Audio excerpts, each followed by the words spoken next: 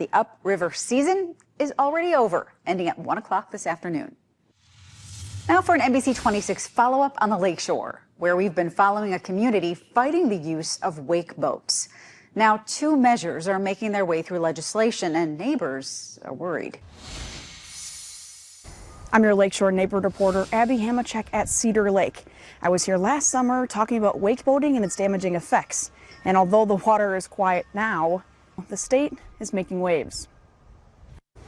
Residents say wake boats have stirred up concerns for years. This issue that we have here is one of the biggest issues we've had on Cedar Lake in the last, as long as I can remember. Ken Schuler, the former president of the Cedar Lake Improvement Association, says homeowners, including himself, have had to protect their own shoreline. I'd say on this lake, they spend millions of dollars in the last 4 or 5 years putting rocks and structures around the lake, including putting trees around to try to block some of the waves. I spoke with State Senator Andre Jacques, who co-authored a bill backed by lake protection groups aimed at adding more restrictions for wake surfing. It's one of 2 bills on this topic expected to hit the Senate floor later this month. There is kind of an industry proposal, and then there's the proposal supported by over 90 conservation, sportsmen's groups, lake associations, things of that nature throughout the state.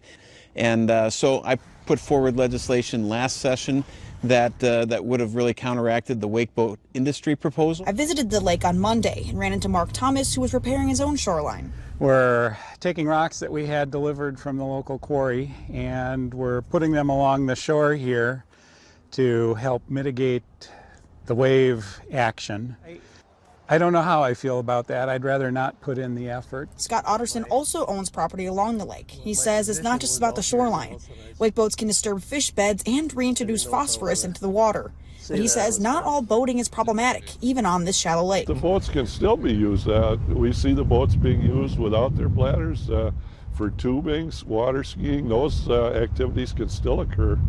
It's just when you got a boat at a 45-degree angle with their propeller pointed at the bottom of a lake, that's when issues begin. Jacques says there may be local referendums on this topic, but also encourage people to contact their local representatives, as hearings and discussion will continue throughout the coming weeks.